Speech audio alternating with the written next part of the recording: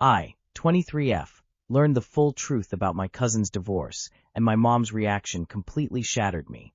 My mom has been low contact with her oldest sister for years, around 2 to 3 years. They barely speak, so our families aren't close anymore. Recently, my mom attended a celebration and ran into her niece, who is my cousin, the daughter of that sister. For context, my cousin is very well off and independent. She owns a finance-related business, lives comfortably in a villa, travels abroad regularly, changes cars often, and her kids go to good schools. She's not someone who depends on a man to survive. That's when my mom found out what really happened in my cousin's marriage, and honestly, it's worse than I imagined. My cousin's husband was having an affair with one woman, but it wasn't some distant or secret situation. He brought his mistress into their home. She was physically present in my cousin's space, her safe place, without her ever realizing what was happening. The scariest part? There were no obvious signs. Her husband was always by her side, attentive, involved. His phone was never hidden since he was always open, no secrecy, no suspicious behavior. He played the role of a devoted husband so well that my cousin never suspected anything. Not once. At one point, they even traveled abroad, and he brought the mistress on the same plane. My cousin had no idea. Imagine sitting on a flight, trusting your partner completely, while the person he's cheating with is literally there too. Everything only came out because the mistress's husband happened to be a private investigator. When he became suspicious, he gathered concrete evidence, messages, movements, proof. The situation escalated so far that the police got involved, since cheating in marriage is kind of a crime in my country, and if you get caught, you can get arrested for it and go to jail. This wasn't speculation or hearsay. When my cousin found out, she acted immediately. She filed for divorce without hesitation. No public drama, no bargaining, no let's try again. She chose dignity and walked away. Period. And this is where something inside me broke. Instead of supporting her, my mom's reaction was basically, she shouldn't have divorced him so quickly. Men make mistakes. She already has kids. She should reconsider. I was stunned. This is the same woman who raised me on independence and self-respect.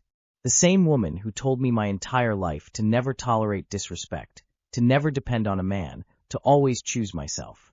Yet when a woman does exactly that after extreme betrayal, psychological manipulation, and public humiliation, and my mom thinks she should go back, it made me realize something deeply unsettling. If this had been me, she would have told me the same thing. All those values suddenly feel conditional, like they only apply until a woman is married, has children, or has too much to lose. I'm angry, disappointed, and honestly heartbroken.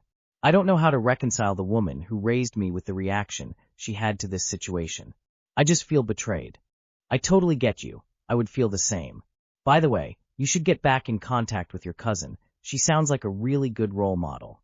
This whole time reading the story, I kept my fingers crossed that your mom wasn't the affair partner. Phew.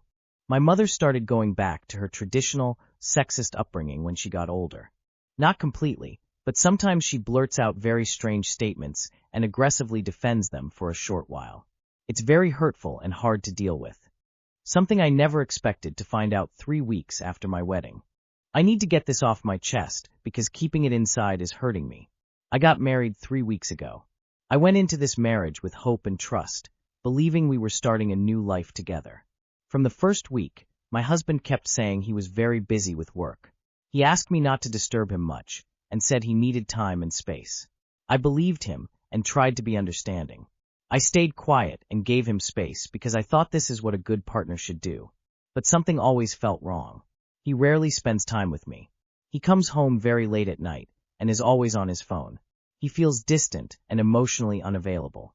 I kept telling myself I was overthinking and that things would get better with time. Yesterday I found out the truth. He is still involved with his ex. Finding this out so early in my marriage has completely shaken me. While I was trying to adjust to a new life and a new relationship, he was still holding on to someone from his past. Every excuse, every late night, every moment of distance suddenly makes sense. He doesn't know that I know, yet I'm not looking for answers or solutions right now. I just needed to say this out loud somewhere, because keeping it to myself feels unbearable. I never imagined that 3 weeks into marriage, I would feel this kind of hurt and betrayal. This is my first day on Reddit, and I honestly don't know how people here will treat me. I just needed a place to let this out. If it's early enough, You may be able to get an annulment based on misrepresentation. While I was trying to adjust to a new life and a new relationship. Opie, was your marriage arranged, hon? You need to leave. If he can't be honest with you, 3 weeks into your marriage, when is he going to start?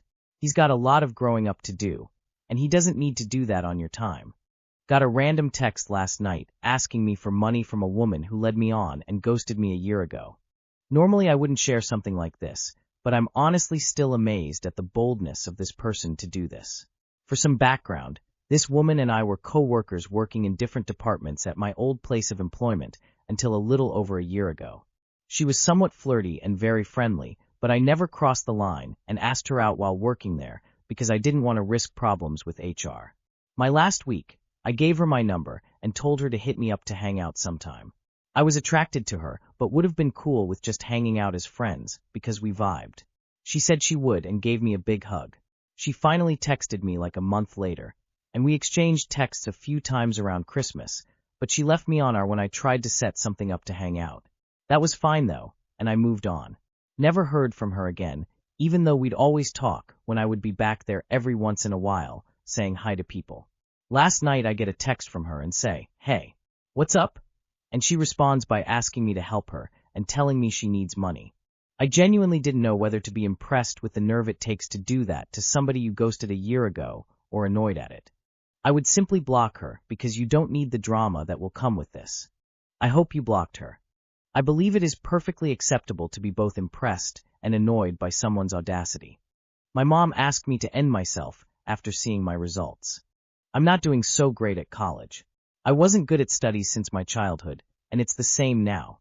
Now, I'm by no means the worst student ever, but I'd say I'm below average. This semester, I wasn't doing well in general. I didn't go to college for a month since I was feeling quite depressed with a lot of personal stuff. Never spoke to anyone, lost interest in pretty much everything. My mom hated this. It didn't help that a few days ago, my results were announced, and I failed the past semester. My mom saw this and lost her shit, telling me how terrible I am compared to my brother, who practically aced his degree, how sad and lonely I was, and how committing suicide was better than living like this. I was stunned and didn't say anything, while my mom kept lashing out at me with even more insults. This isn't the first time either. I failed in previous semesters, too, and this was the same outcome. I think she genuinely hates me at this point. It's been 2 days, and I haven't spoken to her ever since. That was a terrible thing for your mom to say.